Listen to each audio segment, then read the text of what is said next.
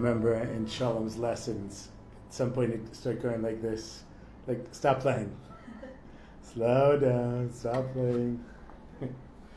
His yard site's coming up. Yud Elul. What would it be, 9 or 10 years, something like that. Really crazy. Okay, Shalom Aleichem to Meira, who's alive, and Arya, who's alive, and I'm also alive. And my phone was not alive. My phone died last week, and somebody sponsored a new phone for me. So, Baruch Hashem, I have a new working phone. It's totally crazy. I had this surgery. I had this crack right in the middle, and then it fell in shul, and it cracked on the bottom. So it was lucky. Just where I could put my thumb was where it worked, and I didn't know what to do. Well, Hashem.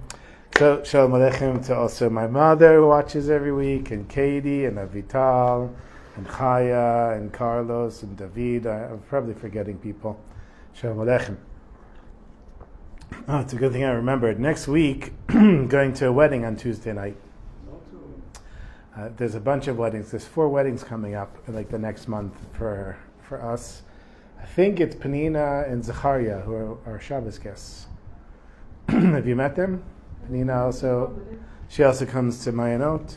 Anyhow, they didn't meet at our Shabbos table, but she came to the table a few times, and then she met Zachariah, and she said, can I bring him? And then the two of them have come separately.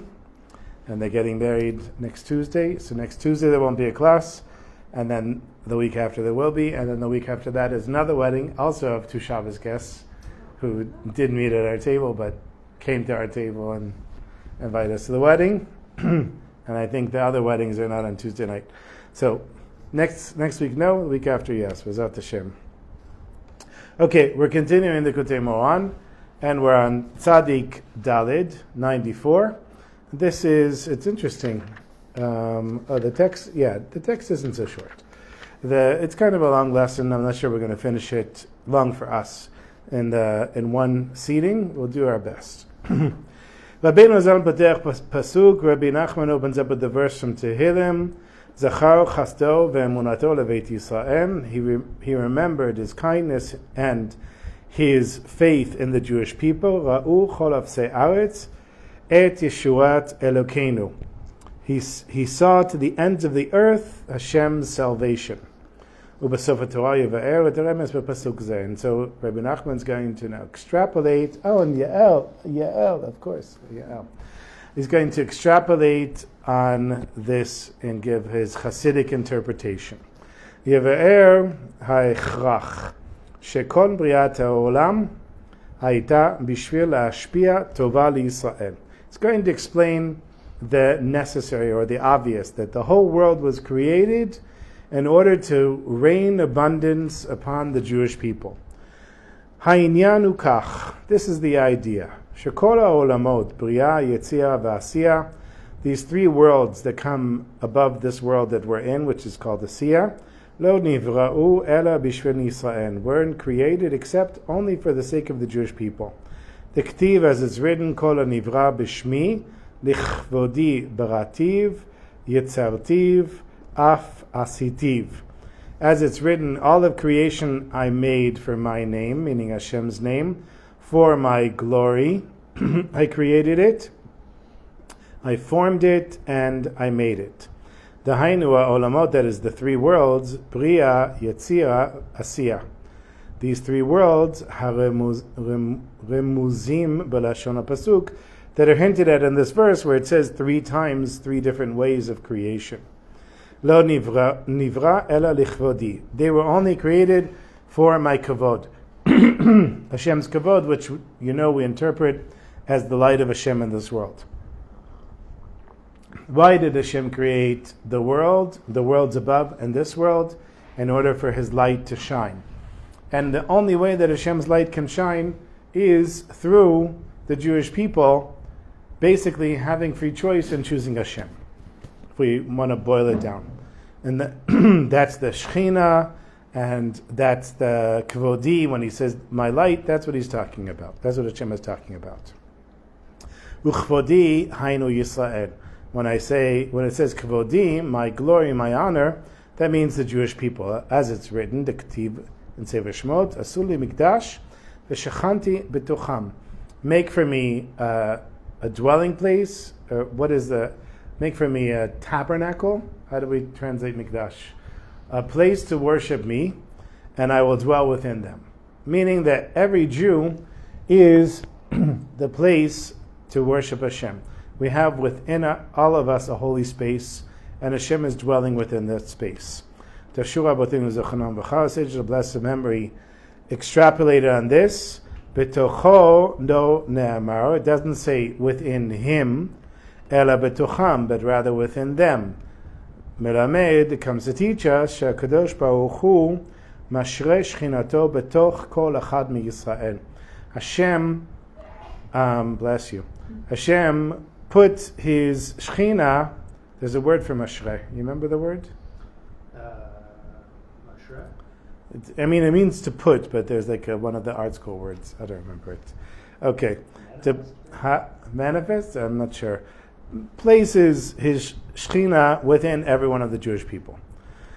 So when Rabbi Nachman gives over these concepts, there's all kinds of things included in it. Like there's many layers. Shalom aleichem Tamat Esther. There's many layers in these. For example, when we talk about the shechina, we're talking about Hashem's presence in this world, right? Hashem is the Ein Sof, the infinite. So how can the Ein Sof exist in a finite world? It can only exist in a contracted form, and that's the Shekhinah. Like the example I've given a million times, the light that we see on the table, we don't see the source of the light, but we see the light. The light is undeniable, it's there.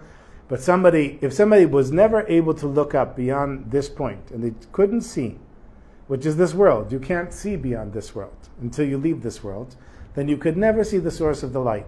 So you would say, yes, there's light, meaning, yes, my heart works and I can breathe and my brain works and babies can be born and miracles can happen, but there's no God.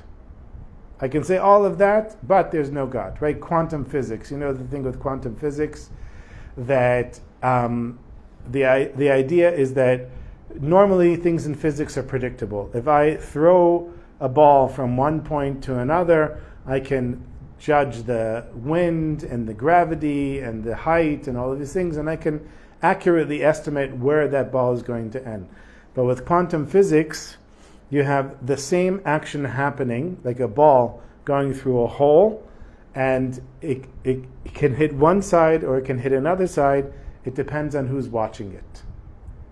And this is the thing that scientists are, they're blowing their minds with it, because they've proven it. There's been lots of documentaries where they put a camera, that they take all these little balls and they put them through these holes of metal, and then they have the wall behind it, and you can see where they all hit, and then they put a camera and then they put somebody watching it, and the balls go in different places, and they can't explain it. That's quantum physics. That's all I understand about quantum physics, but the general understanding of it. But somebody can say, even though quantum physics only works when a human is watching it and we don't understand why, still there's no God. You can still say that. So that's why the Shekhinah has to dwell within us. It dwells in a place that really most people will find that light of Hashem. That's what the Shekhinah is inside of us. When they either have really, really hard times and they're so broken that they're broken on top of broken on top of broken, and something eventually pulls them out and they say, I discovered God. I wanted to deny God's existence, but I had to admit there is something like a God. And that's the Shekhinah that they're finding. But we have it on a higher level. So as a Jew, we can experience Shabbos. A Goy can do all of the things of Shabbos, but can't have the experience of Shabbos, right? That's the famous quote from the Gemara. You remember where in the Gemara? I don't remember. Baba something, maybe. I don't know. It's making it up. Where there was Rabbi Yeshua. I'm also making up the rabbi. I don't know which rabbi it was. With the Roman emperor? Yeah. Rabbi Yehuda. I was close. Rabbi Yehuda. So he smells, the emperor smells Shabbos. And he says, what is that spice? Give me some of that spice. And he says, you can't have the spice. It's only Shabbos. Now, I don't know if I said it the right way, but that was the idea behind it. That only a Jew can experience Shabbos. And But they can also not experience Shabbos. Right over here on, what's the name of the street? Between Beersheba and Mitzvah, there's a little street. I don't know if it even has a name. Where Ariel Leshem lives. The street in between these two. Okay? So there was a guy who was renting that apartment many years ago, and he was studying to be a Reconstructionist rabbi. Talk about a career that doesn't have a long life. I don't know how many opportunities there are to be a Reconstructionist rabbi. It's hard enough to be a Reform rabbi. Reconstructionist, I don't know. Okay, so I saw him. It was a fascinating thing. He sees me going to shul on Shabbos, Friday night, right? And he stops me and he says, let me ask you a question. I've been here an entire year and I never felt Shabbos. And I'm looking at you and I feel like you're experiencing Shabbos. What am I missing? So I said, do you keep halacha? Do you follow halacha? Like, do you keep Shabbos as it says in the Shulchan Aruch? He says, no, absolutely not. I don't believe in that. So he said, and there happened to be a lamp sitting out there. See this lamp? If you don't plug it into electricity, it's never going to work. If you don't follow Shabbos according to halacha, it's never going to work. And that's it. The guy, like, this was his last Shabbos here. I don't know what he did after that. Never saw him again. But that's the Shechina. So when you tap into the Shechina, you can experience things that a goy can't experience and somebody who isn't tapping into experience. And that's the Mishkan. And that's where he says that I put this Mishkan in the Mikdash. I put this Mikdash in every Jew, and I'm dwelling within each of them. Nimtza shekol achad miYisrael nikra levush. So it follows that every one of the Jewish people, therefore, are called a garment. L'shchina shochenet betocho. For the Shechina that's dwelling within that person. So the Shechina is a spiritual energy. It's dwelling within us. And then we become the external shell that the Shechina experiences the world in, through our choices and our actions in this world. Ulevush nikra kavod. And garment is called kavod. Ki Rabbi Yochanan kara lebegadav mechabdai. Because Rabbi Yochanan called his clothes my honorable things. But it comes from the word kavod. Harei halavush nikra kavod. So that follows that when we talk about something that's a garment, it's called kavod. V'kivan shekol ha'olamot lo nivro'u ela lichvod Hashem. And since all of the worlds were only created, it says in the negative way, but the positive way is really that they were only created for Hashem's light to be revealed. V'kavod hu lavush, and honor is a garment. V'Yisrael heim lavush l'shchina. And the Jewish people are the garment in which the Shechina shows itself. Nimtza, it follows, kol ha'alamot shehem male'im tov, that all of the worlds which are full of good, male'im tova, which are all for the good, lo nivra'u ela bishven Yisrael. We're only created for the sake of the Jewish people. Kedei la'ashpia lehem rav tuv, in order to bring down lots of good, abundant amount of good for the Jewish people. Hainu atov, shenivra b'kol yom mi yemei bereshit b'kol ha'olam. That is the good that was created in all of the days of creation for the whole world. So all of the abundance for the whole world is coming through the Jewish people. And if you read this and you didn't have historical proof, you might say that's really strange, but you look at all of the inventions that the Jews made, right? Everybody likes to say, you want to boycott Israel, well, you'll have to stop taking medication, and you'll stop having to use your phone, and your computer won't have an antivirus, and blah, blah, blah, blah, blah. But you just see the Jewish people all through history gave things to humanity in a cumulative way that no other society, no other civilization did. There were all kinds of fragments. None of them also survived this long. But the Jewish people survived. And we have still an ancient language that miraculously we still speak till today. You can get yelled at in Hebrew. You can get cursed at in Hebrew. And I don't think there's any other ancient language that works like that anymore. I mean, it is a revived language, but it didn't, the Rabbi Nachman's writing this in the the early 1800s. So he's writing in Hebrew, and Reb Noson's writing in Hebrew. It was a language that was still being used. And in general, it's amazing how the world spends so much time talking about the Jews. There's so much stuff going around in this whole big world. Why do you care about us and what we do in Gaza or in Iran? Because this is exactly why. The whole world was created for the Jewish people. Now, it was created to bring good to the Jewish people. And he's going to explain that the reason that we don't have good all the time. But the fact that the world was created for the Jewish people, I don't think anyone could deny it. It seems strange. Is that really true? But look at all that the Jews have contributed relative to their size, and look at how much attention the Jews get all around the world. Everyone has an opinion. Even if they don't have an opinion, they know something about the Jews in the land of Israel, and that's the reason. וכשאינם יכולים לקבל הטובה מחימת עוונותיהם, and when the Jewish people are not able to receive the good from Hashem because of their transgressions, יש לו לקדוש ברוך הוא צער. It creates pain for Hashem. שנאמר בכל צרתם לא צר. As it said, in all of their suffering, the Jewish people's suffering, Hashem also suffers. כי יש לקדוש ברוך הוא צער כשישראל שרורים בצרה, because Hashem suffers when the Jewish people are, sunken in despair. והוא כביכול אינו יכול להשפיע עליהם טובה. And it's in a sense that Hashem is not able to bring down His good to the Jewish people. Now, you know that we compare Hashem to our father and we're His children, and the same thing with a parent. Many times a parent looks at a child and wants to help that child, but they can't. The child has to go through their suffering on their own, but it doesn't mean that the parent doesn't suffer when the child is suffering. And in our house, we unconsciously took an approach of a very hands-off parenting. Hands-off, but not ears and eyes off. And now that my kids are older, they're coming to us and asking us questions. Why did you do this? Why did you do that? Why didn't you do this? Why didn't you do that? And the answer was that we basically let you kids live your lives. And if you needed a little nudge here and there, we give it to you. But we tried to let you figure things out for yourself.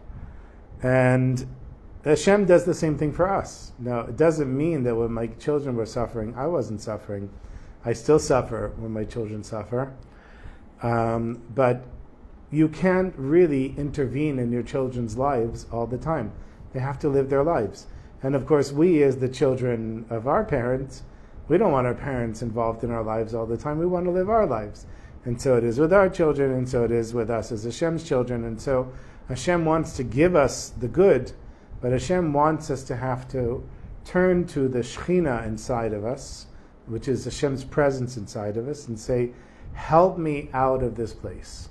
And that's really why Hashem created the world, right? We've come back to this concept a million times, but Rabbi Nachman keeps repeating it in different ways. So we know that we have the Shekhinah inside. Hashem is suffering when we suffer. He wants to give us good, but He can't give us good because of our transgressions. Umizeh ba'atzmo hu mitzta'er. And from this, Hashem Himself is sorry. Now, just to clarify, there are tzaddikim that suffer, and they didn't do the same transgressions that I did. But still, there's so many stories about the Lubavitcher Rebbe.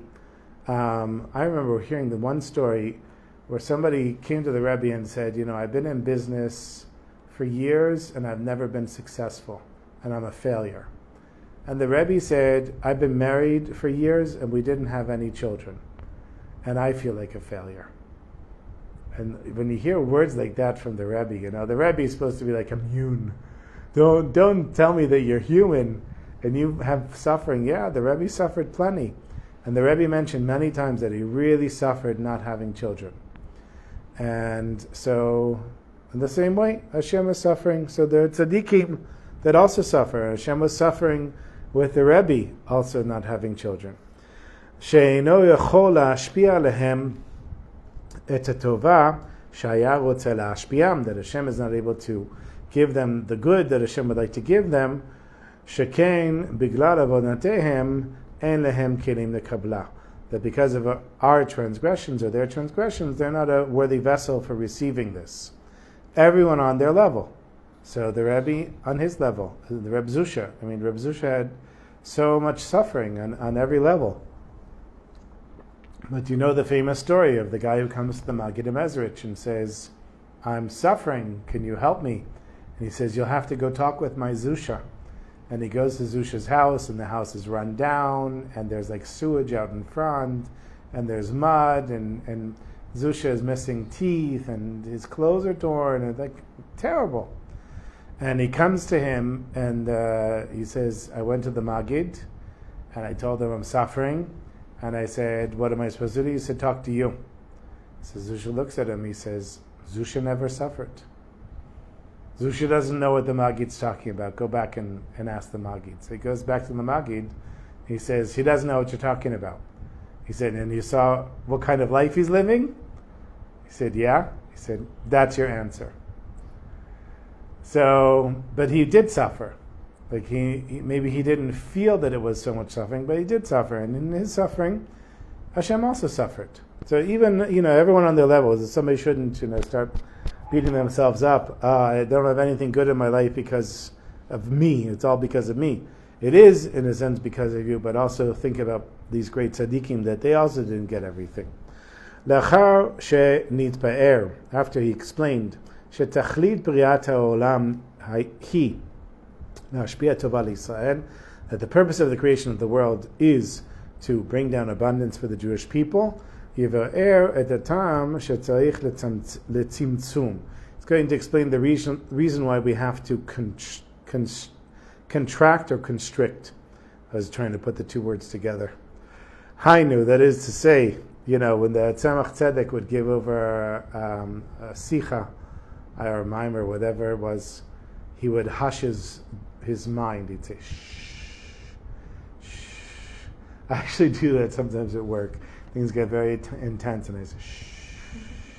It works. But I'm not on the level of the Tzemach Tzedek.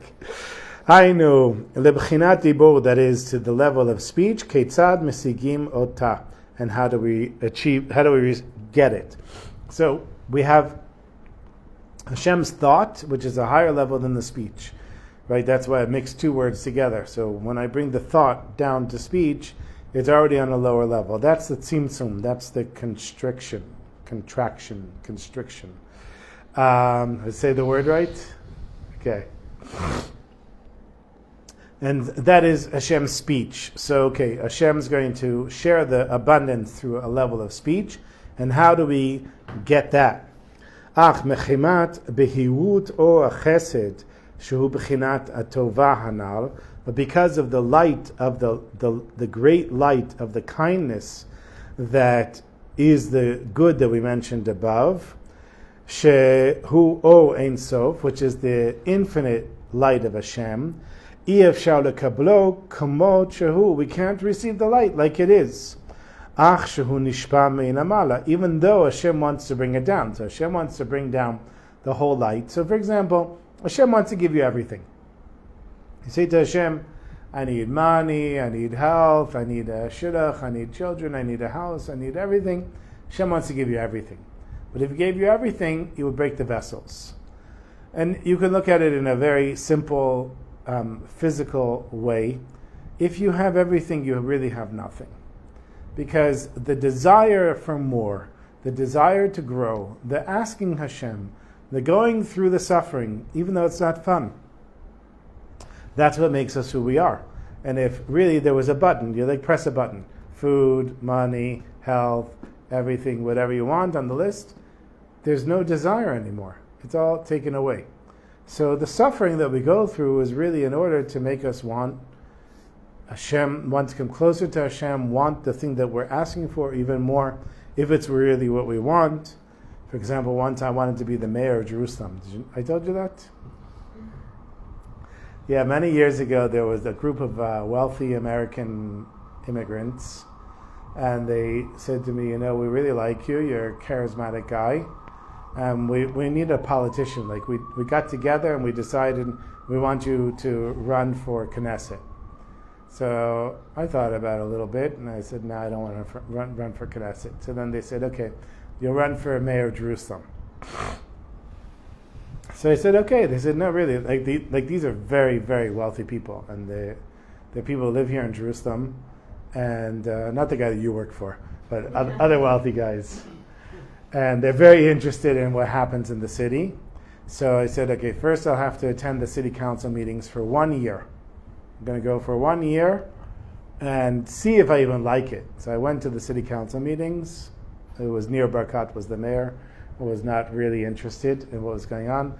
I went to the subcommittee meetings. There was no one in the subcommittee meetings, just me, and the people on the committee. And it's really dealing with the nitty-gritty of Jerusalem and sidewalks and drug clinics and crime and whatever. And I told them, nope, I'm not interested.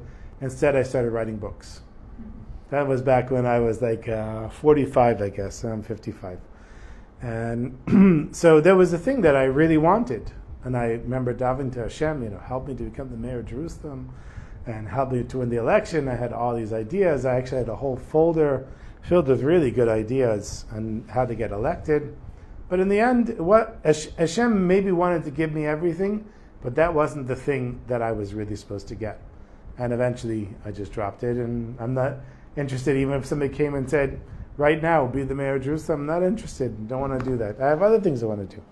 So we ask Hashem for all these things, and Hashem would like to give us everything. But if Hashem gave us everything, it wouldn't necessarily be good for us. So that's the meaning of Ach mechimat behirut or chesed shu bechinat tova. Now, but because of the great light that Hashem wants to bring down, which is this infinite light, and it's impossible for us to receive this light, even though Hashem wants to bring it down. Tzarich letzimtzum hakadosh. Hashem needs to make it smaller. We'll just pick a different word. Tzarich letzamtzem et ha'or b'diboro hakadosh. Hashem needs to make it smaller by using His speech instead of His thought. Hainu ksherotzeh hakadosh baruch hu lashpia rav tuv. That is, when Hashem wants to bring down a great deal of good into the world. Tzarich hakadosh baruch hu ledaber. Hashem needs to speak, kach. So it should be. Ve'eluhem ha'eser ma'amarot, and these are the 10 utterances. That's an art school word. The 10 speeches, but the 10 utterances. Shebehem livra ha'olam, that with that the world was created. Hashem created the world through speech, through 10 ways of speaking. Kamosha Katuv, as it's written, B'dvar Hashem shemayim na'asum. With Hashem's speech, the heavens were created.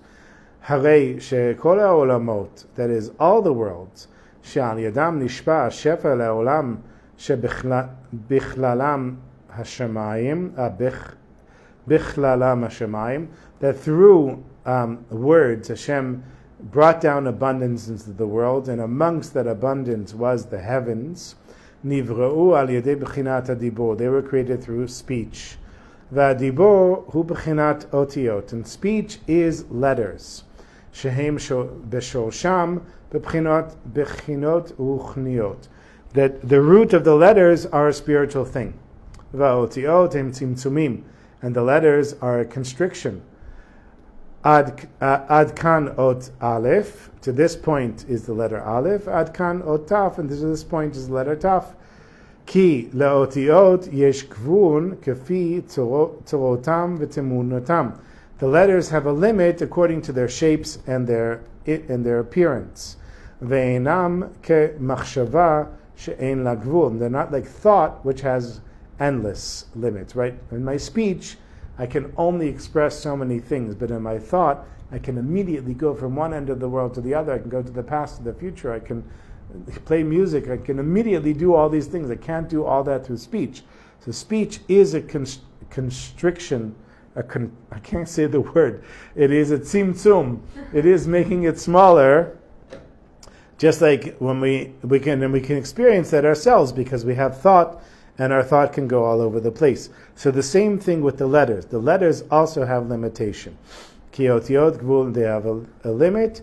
Nimtza she'al yedei kach she'olam nivra be'eser ma'amarot. And so since the world was created with 10 types of speech, shehem dibor, which are speech, Naaseh tzimtzum le'or ha'ein sof yitbarach. That means that automatically there is a constriction to Hashem's infinite light.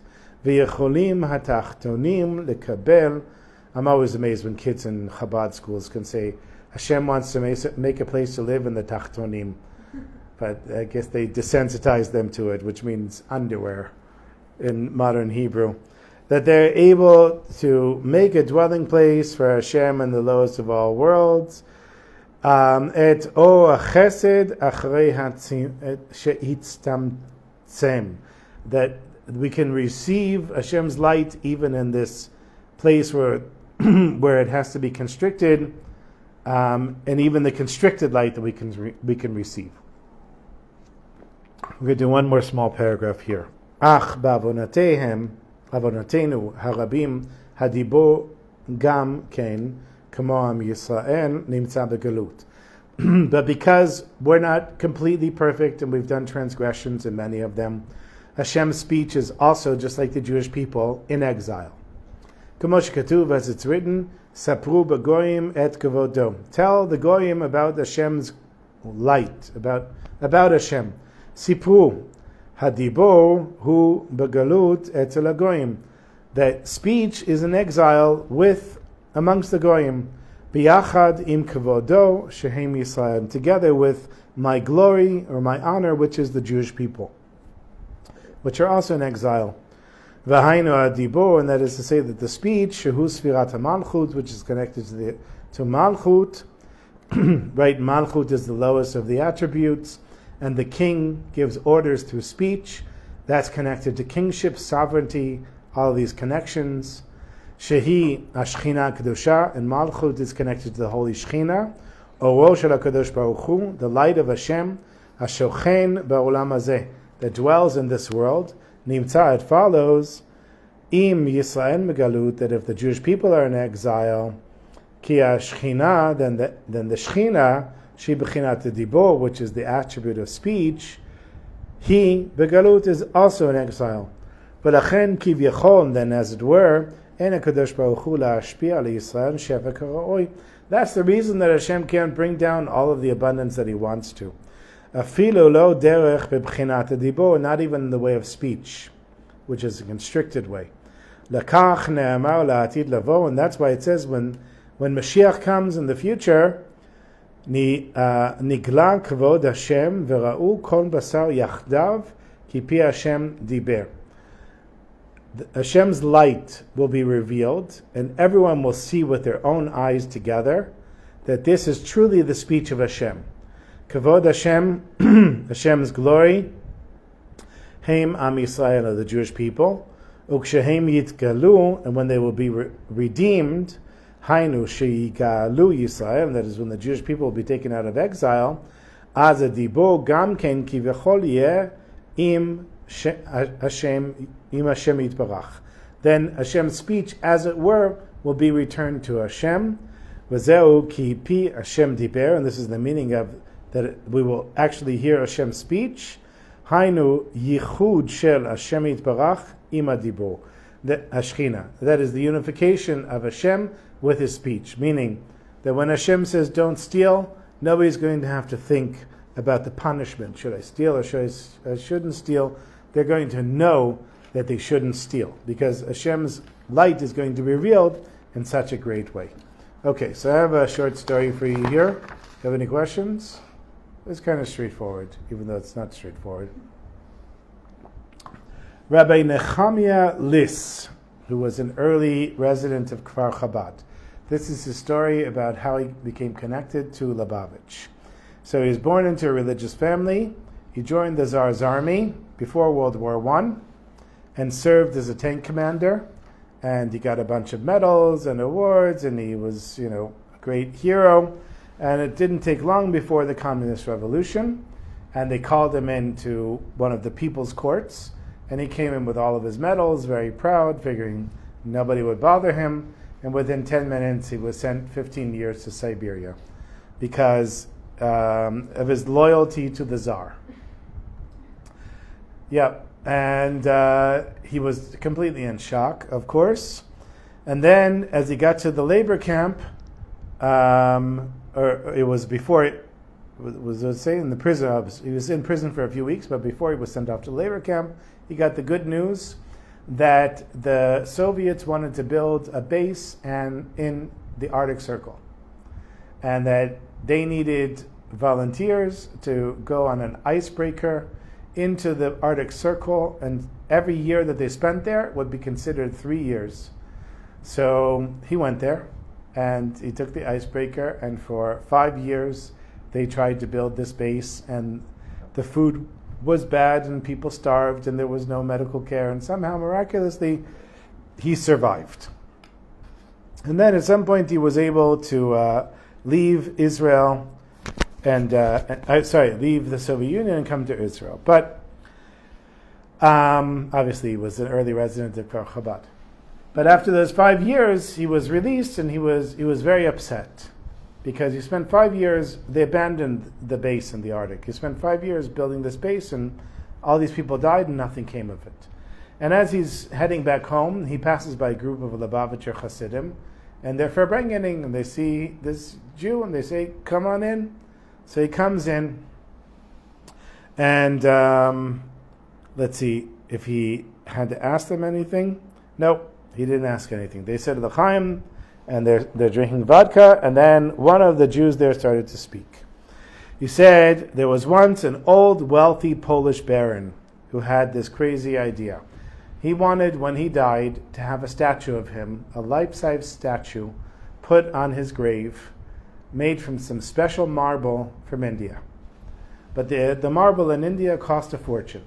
And there was a Jew that he trusted, and he wanted him to go and buy the marble. But this Jew was a chassid of the Rizhiner Rebbe, Rabbi Yisrael of Rizhin. And so first he went to the Rebbe, and he said, Rebbe, should I go? And he says, Bracha v'atzlacha. And so he took the journey to India. Took him a month to get there. He bought the stone, he put it on the ship, and they started heading back to Poland. And then in the middle of the journey, he was asleep in his cabin, and there was a large bang. He comes out of the cabin, and he sees that the boat is sinking, and nobody's on the boat. They'd all jumped off the boat in the lifeboats, and he's there by himself. So he sees an abandoned rowboat in the distance. He jumps out. I guess he knew how to swim. Swam enough to get to the boat, and he didn't see anything in any direction. He didn't know where to go. For 2 days, he just slept in the boat, and then he saw something in the distance. He started rowing towards that, and eventually got to an island. Now, he was smart enough to take his tefillin and his talis and a little sefer to learn with, and for 3 years, he was on this island by himself. And eventually, he sees a boat in the distance. Of course, he had bonfires ready all over the island, and he lit one of the fires. They saw it. They sent a little dinghy, and they brought him back. And when he came back, he was in for a surprise because he went to the Baron to tell him what happened, but the Baron had already died. And the castle was sold and resold and resold, and nobody even knew who the Baron was. So now he felt like, wow, I went all the way to India. I survived 3 years on the island. I made it back to Poland, but nothing came of it. The Baron doesn't even appreciate it. There's no money left. There's no nothing. So he went to the Rizhiner Rebbe, and he said, Rebbe, tell me, what was it all about? And he said, on that island, no Jew had ever been before, and you had to elevate the sparks on the island. Now, I'd randomly pick these stories. A little bit further along in the lesson, this is exactly what Rabbi Nachman is going to talk about, that we have to elevate the sparks. But unfortunately, it's going to be 2 weeks till I tell this, so we might forget everything by then. But he heard this story, and for him, that was the answer that he needed. Obviously, in the Arctic Circle, there was some sparks that had to be elevated, and that's what made him a Lubavitcher, and that's what, when he eventually came here, he went to Kfar Chabad. So maybe there's sparks that need to be elevated in my bank account, or my multiple bank accounts. Obviously, otherwise, there's no reason for me to spend so much time on that island. So, Zat Hashem, they'll be elevated very soon. Can work on the next mission. Shkoyach, everybody.